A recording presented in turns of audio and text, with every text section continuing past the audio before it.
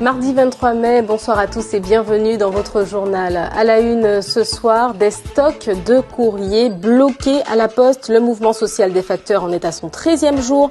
Les commerçants accusent le coup, tout comme les administrations. Prison ferme requise pour le chanteur Kalash. Son procès s'est ouvert aujourd'hui, 4 ans après son interpellation musclée sur les Champs-Élysées. Il comparaît pour délit de fuite. Lui dénonce des violences policières. Une visibilité nationale pour les recherches des Martiniquais sur l'histoire de l'esclavage et de son abolition. C'est l'objectif affiché de la lettre d'intention signée ce matin par la collectivité territoriale et la Fondation pour la mémoire de l'esclavage. Un gouvernail en bois, un petit canot en bronze. Que racontent ces objets centenaires découverts au large du Fort Saint-Louis? Après 2 campagnes de fouilles sous-marines, l'association Archéologie Petites Antilles dévoile ses premières conclusions. Et puis en fin de journal, nous assisterons au retour du spectacle 1000 belles voix sur la scène de l'Atrium. Des centaines de collégiens qui entonnent du mal à voix du Cassave. De quoi réduire le fossé des générations, vous verrez. C'est le 13e jour de conflit à la Poste. Les syndicats FO et CGTM PTT bloquent la distribution du courrier pour dénoncer, entre autres, une surcharge de travail. Résultat, les lettres, les colis s'accumulent dans les locaux. Commerçants et administrations commencent à accuser le coup. Franck Edmond-Mariette et Marc-François Calmot. Depuis le 12 mai dernier, le blocage de ce centre de tri et de distribution de courrier de Dillon est obstrué par une intersyndicale CGTM, PTT et FO. Inévitablement, cela occasionne un dysfonctionnement de la distribution des courriers et des commandes de certains commerçants. Bien sûr impacté puisque les commerçants font venir les colis par la poste, quelquefois. Heureusement qu'il y a les concurrents qui compensent, mais il coûte beaucoup plus cher. Pour la fête des mères, les commerçants avaient commandé des marchandises qui devaient arriver déjà depuis 1 mois, 3 semaines, 2 semaines, qui ne sont pas arrivées. Alors évidemment impactés et embêtés. Si hors caméra, plusieurs personnes nous parlent de leurs attentes de colis et de courriers, notamment dans le cadre de la fête des mères, en revanche, force est de constater que les procédures administratives, telles que les transmissions de courriers des hommes de loi, sont aussi sérieusement impactées par cette greffe de la Poste. Nous correspondons avec le tribunal, avec les clients par voie postale aussi, et on a besoin de preuves que tel courrier très important a été bien reçu par le destinataire. Notamment les recommandés. Les recommandés, oui, les recommandés sont recommandés à titre de preuve, entre autres par tribunal, cour d'appel, etc. C'est la charge de la preuve qui est impactée là. Oui, c'est bien sûr, puisque l'accusé de réception permet de prouver que le destinataire a reçu le courrier, peu importe qu'il ne soit pas allé le quérir. La grève c'est nécessaire, c'est même constitutionnel, mais en même temps on ne peut pas bloquer toute une société parce qu'on ne se rend pas compte de l'impact que cela peut avoir pour tous les autres dans l'activité économique notamment. Conscients de cette gêne occasionnée par leur mouvement, qu'ils déclarent tout de même légitime, les postiers avancent qu'ils sont aussi en souffrance. À partir du moment que vous faites grève, ça a un impact sur les postiers, puisque c'est eux qui sont grève et ils perdent de l'argent, et aussi ça a un impact sur la population, puisque la population attend du courrier, des colis, etc. Voilà. C'est vrai que nous sommes en période de fête des mères, effectivement. Vous ne pensez pas que la Poste aussi ne pense pas ça? Nous avons l'impression qu'elle a une volonté de pouvoir laisser pourrir la situation. Et je la montre avec ceux qui sont en grève. À signer demain en référé devant le tribunal judiciaire par la direction de la Poste, les grévistes qui ne sont pas opposés à libérer les accès espèrent surtout que le juge se prononcera sur une médiation afin de mettre un terme définitif à ce conflit. C'est un procès attendu depuis 4 ans, celui du chanteur Kalash. Il s'est ouvert aujourd'hui au tribunal de Paris. L'artiste comparaît pour délit de fuite, outrage, rébellion. Lui dénonce des violences policières. Le parquet a requis une peine de prison ferme. Sur place, Victor Pérez-Boucheron et Emmanuel Morel. C'est un homme avec une démarche nonchalante qui s'est présenté aux alentours de 13h15, tout de noir vêtu, devant la 10e chambre correctionnelle du tribunal de Paris. Kalash Kevin Valeret, de son vrai nom, rencontré à la sortie de la salle, se sent plutôt rassuré. Je suis confiant, on verra la décision. Mais en tout cas, j'étais surtout venir pour dire ce que j'avais à dire surtout. On verra ce que la justice décide. Mes représentants m'ont très bien représenté. Moi, j'avais surtout envie que le tribunal m'entende et j'avais besoin de dire ce que j'avais besoin depuis 4 ans. J'ai demandé la relaxe s'agissant des infractions outrage, rébellion. Naturellement, pour les blessures involontaires, la relaxe n'a pas été sollicitée.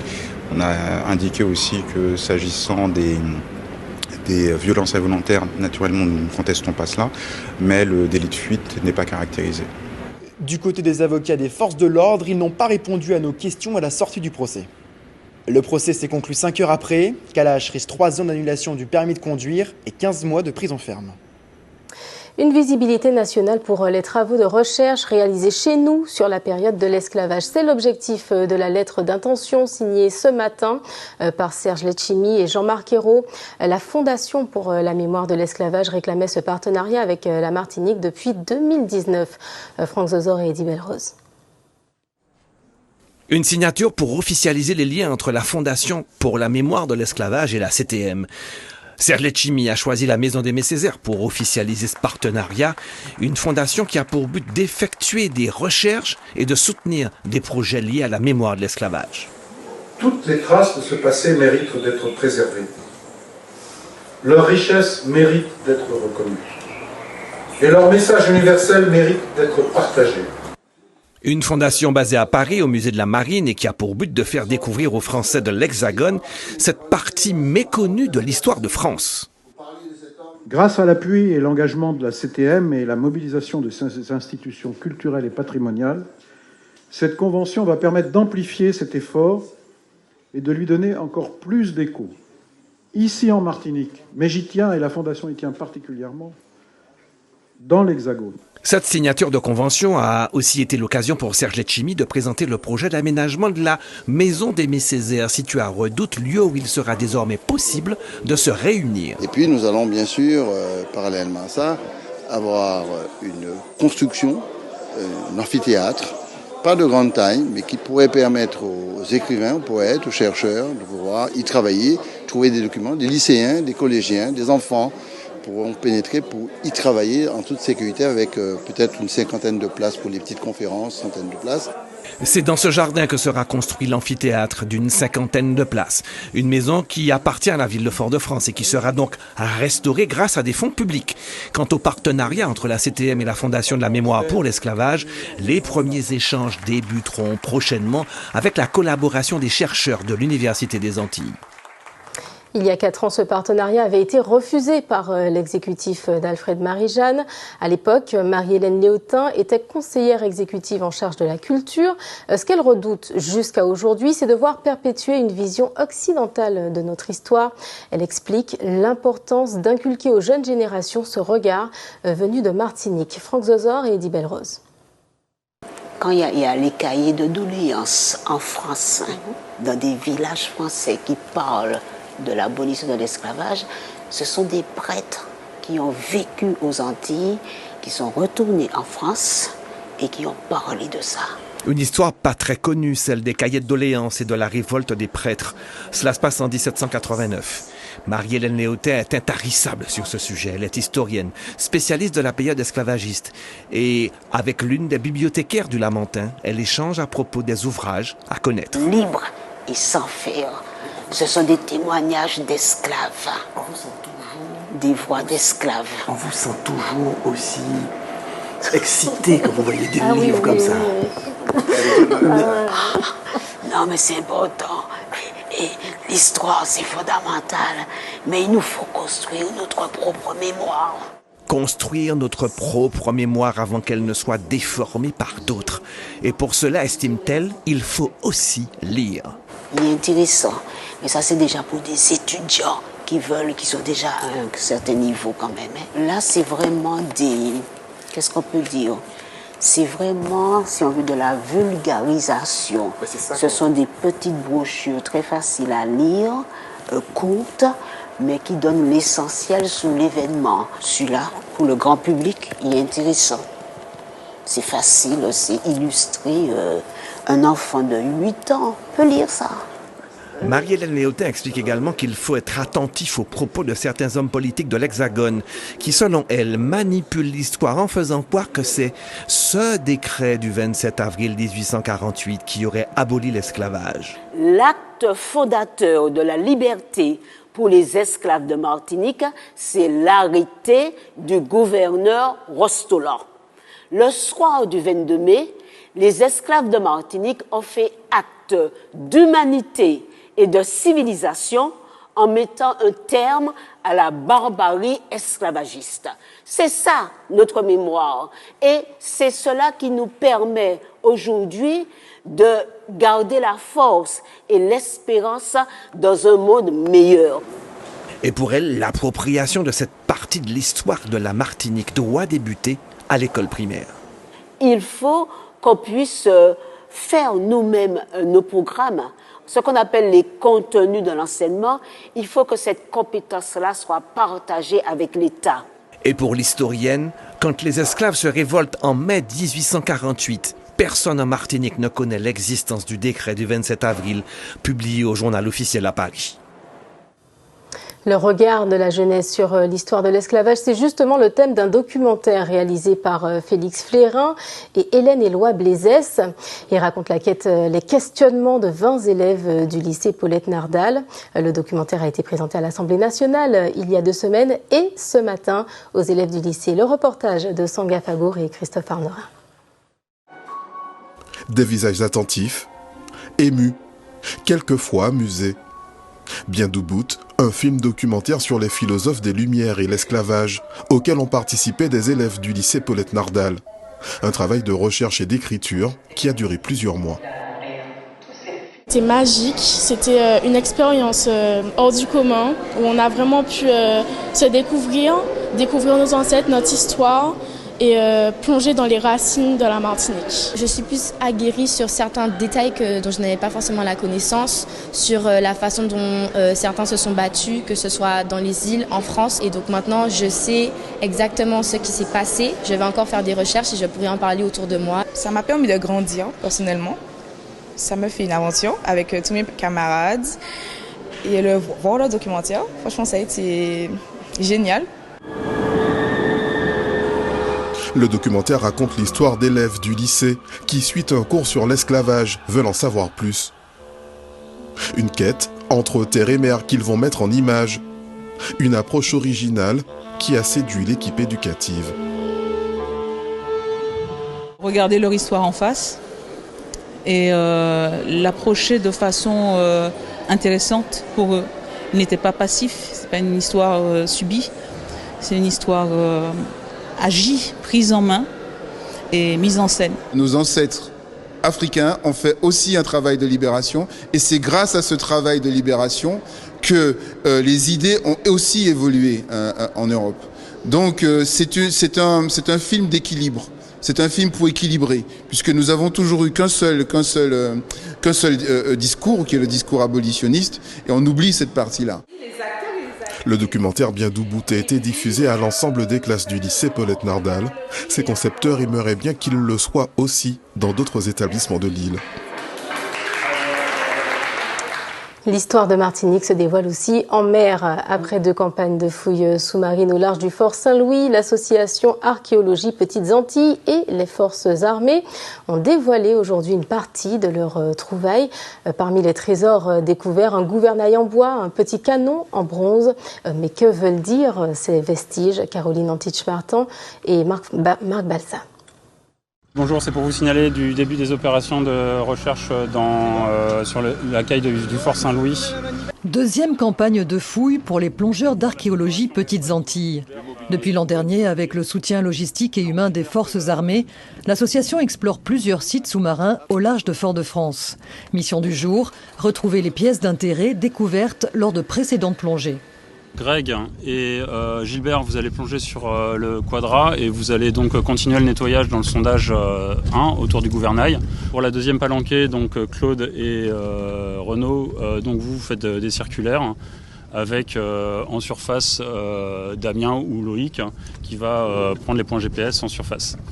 Quadra, circulaire, ces termes désignent 2 techniques de recherche. La première consiste à délimiter un carré matérialisé par des réglettes métalliques. La seconde, à explorer une zone à partir d'un point donné. On tourne autour avec une certaine distance et on agrandit au fur et à mesure cette distance jusqu'à trouver l'objectif. Dans sa surface de 3 mètres carrés, la première équipe s'affaire autour d'une pièce majeure, un gouvernail en bois de 3 mètres de long. L'an dernier, non loin de là, les plongeurs avaient déjà fait une incroyable découverte, ce petit canon en bronze.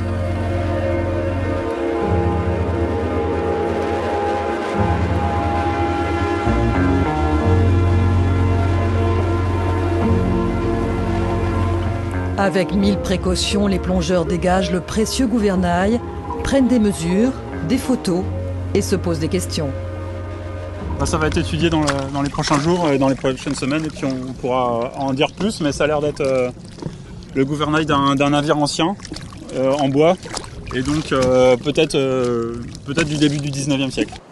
Des suppositions étayées par d'autres objets retrouvés sur ces sites, comme ces billes de plomb, ces pièces de monnaie, cette pipe en argile ou encore ce petit encrier. Hélas, pas de laboratoire spécialisé en Martinique pour traiter ces trésors. Une fois sur Terre, on les a photographiés, numérotés, mesurés, fait des croquis, rentrés dans une base de données. Et une fois qu'on les a remis dans les petits sacs, on les réensable. On les met à l'endroit où on les avait trouvés. Un crève-cœur pour l'association, mais aussi pour la Marine nationale, désireuse de partager ses découvertes avec la population. C'est bien l'objectif de ces fouilles, en collaboration avec l'AAPA et l'Université des Petites Antilles, c'est de réussir à mettre en valeur ce patrimoine archéologique sous-marin. Les modalités restent à en convenir, mais sous la forme d'une exposition permanente qui sera notamment visible par le public lors des journées européennes d'ouverture du Fort Saint-Loup. Dans l'attente d'un espace dédié, avis aux chasseurs de trésors, tous les objets retrouvés dans les fonds sous-marins sont et restent propriété de l'État. Aller chercher l'histoire à sa source, une révolution des mœurs dont le Bénin s'est emparé. Le pays est en plein développement d'un tourisme mémoriel. Il lance un vaste chantier pour réhabiliter ses monuments et transmettre son histoire de la traite négrière aux visiteurs. Nathalie Sarfati et Hugo Laridon. Ouidah, au Bénin, s'apprête à devenir la principale destination du tourisme mémoriel en Afrique. Près de la porte du non-retour, une grande marina, une réplique d'un bateau négrier, une promenade du souvenir et surtout une réhabilitation du patrimoine lié à la traite négrière, comme le fort portugais situé en plein centre-ville. C'est là que nous retrouvons Colin Thompson-Vénit et Willy Rosier, accompagnés d'un conservateur, en visite à l'armurerie. Le mess des officiers, une reconstitution à l'identique. Extraordinaire. Les deux Antillais ont apporté leur expertise au développement du projet. Ici même à Ouidah, nous avons souhaité recréer l'atmosphère d'époque, recréer le quotidien de l'époque, de cette enceinte fortifiée militaire à vocation esclavagiste. Pour l'instant, ce sont 2 pièces qui ont été reconstituées avec une attention particulière aux détails. Le fort portugais est l'un des principaux sites de déportation des captifs. Il abritera aussi le Musée international de la mémoire et de l'esclavage. Autant de projets qui tiennent à cœur au Guadeloupéen Willy Rosier, appelé il y a 8 mois à la tête de Bénin Tourisme. Le Bénin, c'est un peu notre terre, là d'où nous venons. Et il était important pour moi de participer à cette extraordinaire histoire, cette extraordinaire aventure. Et puis le produit en lui-même, le produit Bénin, tel qu'il est structuré, la stratégie qui est mise en place, elle intègre tout ce qu'on peut imaginer dans l'ingénierie touristique. Les travaux ont déjà commencé. Sur la route des esclaves qui relie Ouidah à la porte du non-retour. L'arène Vaudoune est aussi sortie de terre. Quelques fondations sont visibles sur la marina. D'autres chantiers sont en cours, à Porto-Novo et à Abomey. Coût total du projet, près d'1 milliard d'euros. Pour ce projet titanesque, le Bénin veut aller très vite. Le président Patrice Talon veut faire de son pays une destination phare d'ici 2025. Il vise 3 millions de touristes d'ici 2028. C'est 9 fois plus qu'aujourd'hui.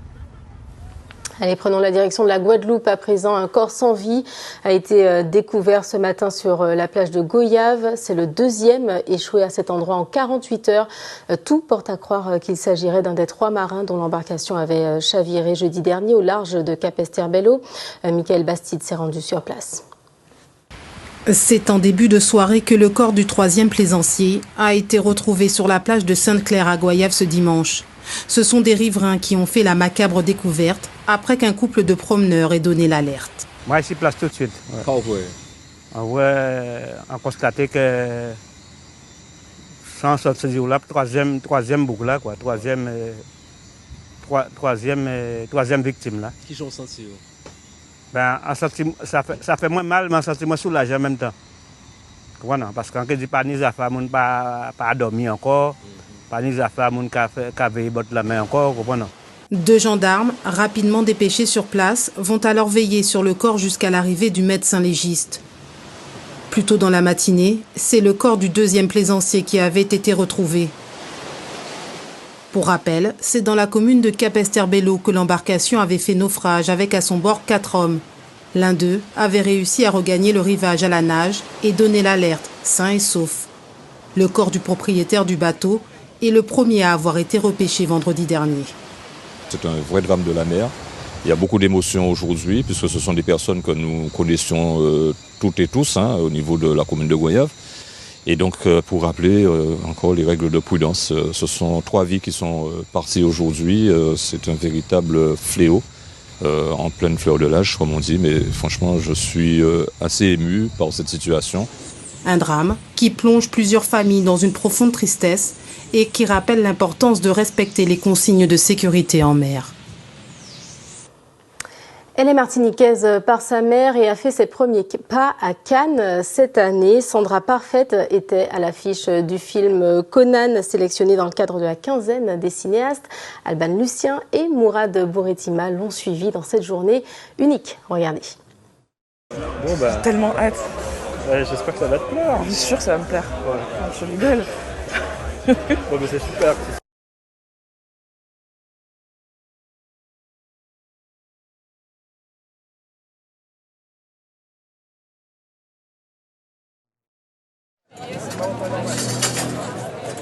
Venir défendre un film dont je suis l'un des rôles. Un film qu'on a rarement vu, qui est assez ambitieux. Je pense qu'en termes de légitimité à venir ici, il n'y a pas mieux, quoi. Comme raison de venir, il n'y a pas mieux. Donc je me sens bien. Je suis toi.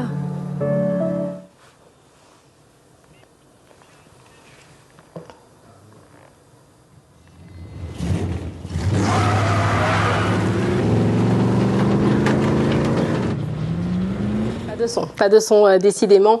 On va essayer de vous reproposer ce beau sujet dans nos prochaines éditions.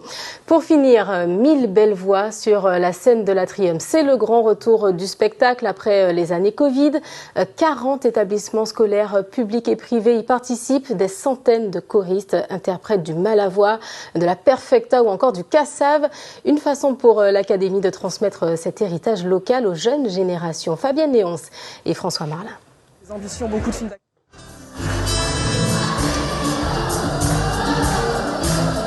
C'est un morceau bien connu de la Perfecta, un titre phare de notre patrimoine musical martiniquais. Autre style, autre titre, La Sirène, chantée par Edith Lefel avec Malavoie.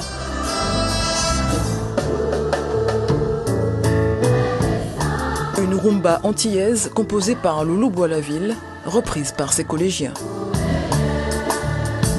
Je trouve que c'est bien de découvrir les chansons de notre culture et c'est pas forcément ce qu'on écoute et ça nous fait découvrir de nouvelles chansons et personnellement j'ai bien aimé.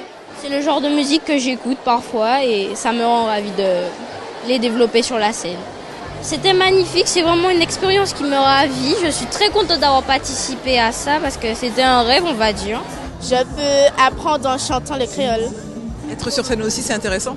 Oui, d'ailleurs, c'est beau quand d'être sur scène, vu qu'il y a des personnes qui nous regardent. Ça nous permet d'apprendre et à ne pas hésiter à chanter.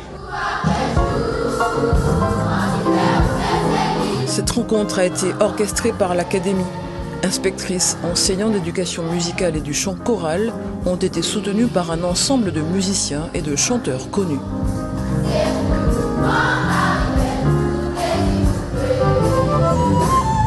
Avec une classe de 30 élèves, on travaille d'abord par imprégnation quand ils sont petits, sinon au lycée ils sont capables de déchiffrer certains. On travaille avec des professionnels de la voix, coachs vocaux, professeurs. L'académie, par le biais de l'inspectrice, nous a fourni aussi beaucoup de stages puisque nous avions un grand programme qui s'appelait Ma voix, mon instrument et qui était conduit et soutenu dans tous les collèges de Martinique. Le projet, c'est effectivement la transmission. Et c'est quelque chose que nous avons commencé il y a bien une vingtaine, voire même une trentaine d'années. Parce que nous nous sommes rendus compte aussi que l'école qui doit s'ancrer dans son lieu, qui doit s'ancrer dans son territoire et dans ses pratiques, a un rôle primordial pour tout ce qui est de la transmission.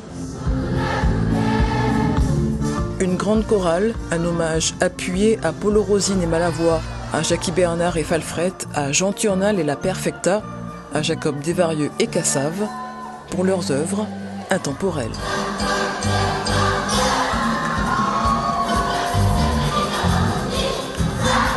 Et voilà, c'est la fin de votre journal local. Je vous en rappelle le titre principal, c'est le 13e jour de conflit à la Poste. Les syndicalistes de FO et CGTM-PTT bloquent la distribution du courrier. Ils dénoncent entre autres une surcharge de travail. Les colis, les courriers s'accumulent dans les locaux. Les commerçants et les administrations commencent à s'impatienter. À noter en radio votre rendez-vous de demain 7h15, Sazok Kadi. Bertrand Caruge reçoit Annick Sylvestre. Elle est auteure de 2 livres jeunesse sur le thème de l'esclavage. Voilà pour l'actualité locale. Je vous donne rendez-vous dans quelques instants pour l'information dans le reste du monde. À tout de suite.